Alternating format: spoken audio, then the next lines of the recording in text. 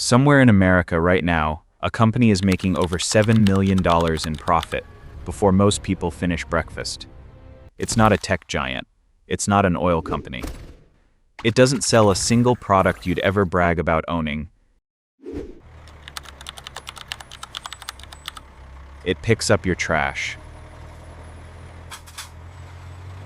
And it has quietly become one of the most profitable businesses in the country, worth more than $90 billion. Its name is on the side of a truck you walk past every week and never think twice about. It's called WM, Waste Management, and it runs on an asset so unglamorous, most investors overlook it completely. That asset isn't technology, it isn't a brand, it's dirt, specifically 263 holes in the ground. Landfills. The single hardest piece of real estate to build in America today. Because of that, a permit issued decades ago is now worth more than gold, and almost impossible to replace. So how does a company built on garbage out earn some of the flashiest names on Wall Street? The story starts in 1968 in Chicago. Three men, Bain Huizenga, Dean Buntrock, and Larry Beck, each ran small, forgettable garbage routes across Illinois. Alone, their businesses were unremarkable. Together, they saw something bigger, fragmented industry ready to be consolidated. They merged their roots under one name, plainly, practically, Waste Management. In year one, the combined company pulled in $5 million. Then they did something most garbage haulers never bothered to do. They started buying up every small competitor they could find.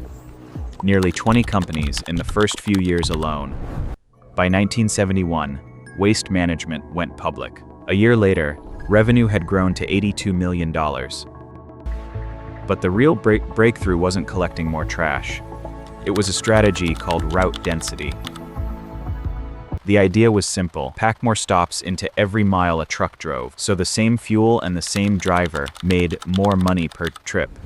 Then came the move that would define the entire company for the next 50 years. Instead of just hauling garbage to someone else's landfill and paying to dump it, Waste Management started buying the landfills themselves.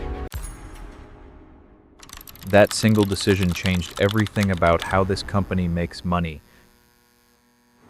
Picture the journey your trash actually takes. It starts at your curb, in a truck that belongs to Waste Management. That truck drives it to a transfer station, one of over 330 the company owns nationwide. From there, it's consolidated onto larger trucks and hauled to a landfill, one of 263 active sites WM controls. Here's the part almost nobody realizes: WM gets paid at nearly every stop along that route. It charges you, or your city, a collection fee to pick up the trash. Then it charges again a tipping fee for the right to dump that same trash into its own landfill. In most businesses, that would just be moving costs around. Here, it's the same company collecting twice on a transaction. And once a landfill is full to capacity, it doesn't disappear as an asset. It starts working differently. Buried trash decomposes and releases methane gas, a byproduct most companies would have to manage as liability. WM captures that gas, cleans it, and sells it as renewable natural gas, turning a waste problem into a fuel business.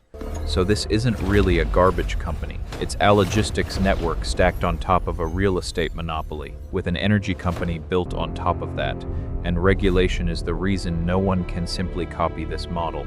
Environmental permitting has made new landfill construction in America almost impossible, which means the landfills WM already owns become more valuable every year they aren't replaced. That's the business. Now here's what it actually earns. In 2025, Waste Management generated $25.2 billion in revenue, up over 14% from the year before. Most of that comes from its core collection and disposal business, the trucks, the transfer stations, the landfills. But there's a second, smaller engine most people never hear about: recycling. WM processes and sells recyclable material, cardboard, metal, plastic, generating hundreds of millions of dollars a quarter on its own.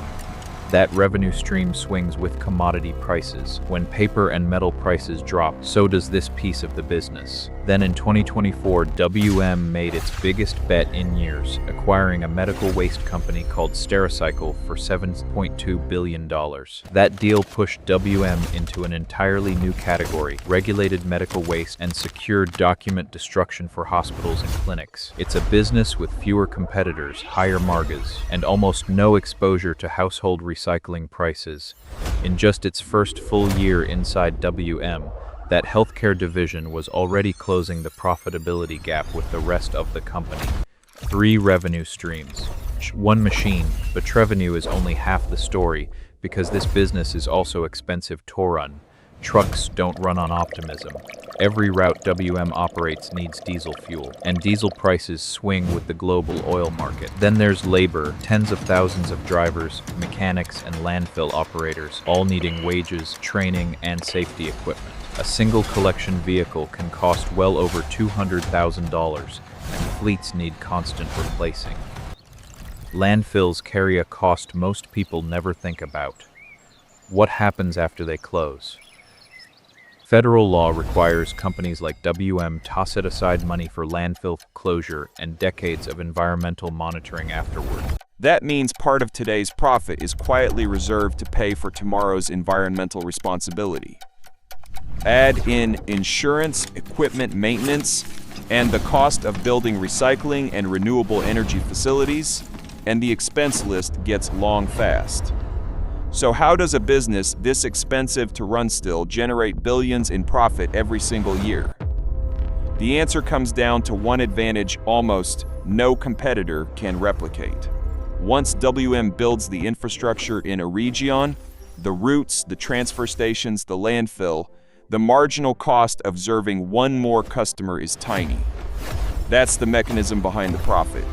In 2025, WM's operating income reached $4.31 billion. Its adjusted earnings before interest, taxes, depreciation, and amortization, EBITDA, hit $7.17 billion, up over 13%.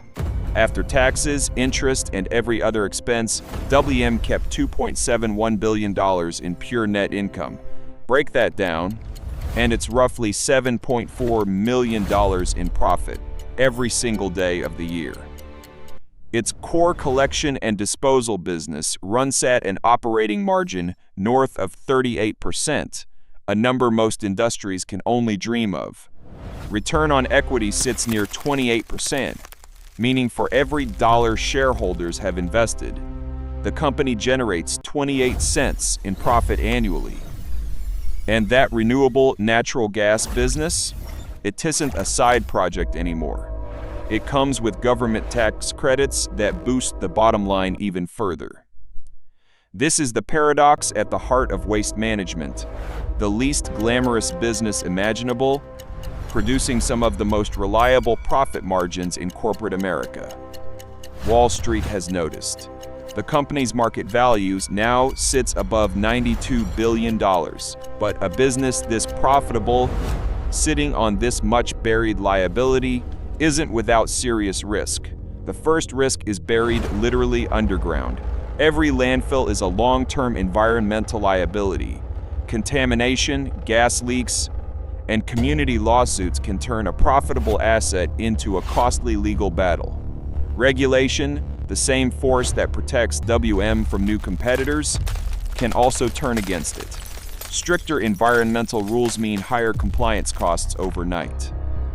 Then there's commodity risk. When recycled paper and metal prices fall, that entire revenue stream shrinks with them. Fuel costs are another exposed nerve. A spike in diesel prices hits thousands of trucks at once, squeezing margins across the entire fleet. Labor is tightening too. Waste collection is physically demanding work, and finding enough drivers has become a persistent challenge across the industry. The Stericycle acquisition carries its own risk. Integrating a $7 billion company means merging systems, cultures, and regulatory compliance under one roof. And there's reputational risk. As pressure grows around methane emissions and landfill capacity, WM sits at the center of the conversation about America's waste problem.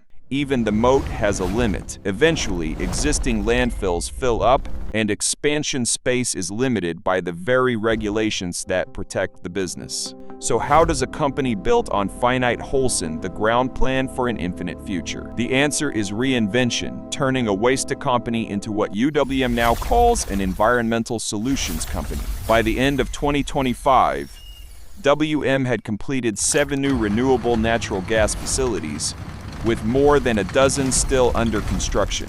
Each one converts landfill methane into fuel that can power vehicles and homes, a revenue stream that barely existed a decade ago. Recycling is being rebuilt too, with automation and robotics replacing manual sorting lines to cut costs and improve output. On the healthcare side, WM expects the Stericycle integration to generate up to $250 million in annual savings by 2027.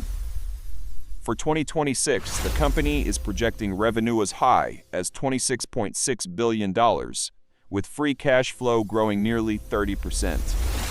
The long game is clear. Fewer new landfills will ever be built, so the ones WM already owns only become more valuable with time. Add in medical waste, recycling technology, and renewable energy, and the company is no longer just managing trash. It's managing entire environmental supply chains. Every dumpster, every truck, every buried acre is becoming part of a business built to compound for decades. Which brings us back to the question this story started with. How does a company built on garbage out-earn some of the flashiest names on Wall Street? It's not because trash is exciting. It's because trash is unavoidable, permanent, and legally protected from competition. Every home, every hospital, every business will keep producing waste long after flashier industries rise and fall. Waste management didn't build a fortune by chasing trends. It built one by owning the one thing nobody else wants to. The next time you wheel your bin to the curb, remember, you're not just throwing something away. You're funding an empire. Thanks for watching. If you enjoyed this video, make sure to subscribe to the Business Blueprint and turn on notifications for more updates. In our next chapter, we will dive into another billion-dollar series, The Hidden Empire. See you there.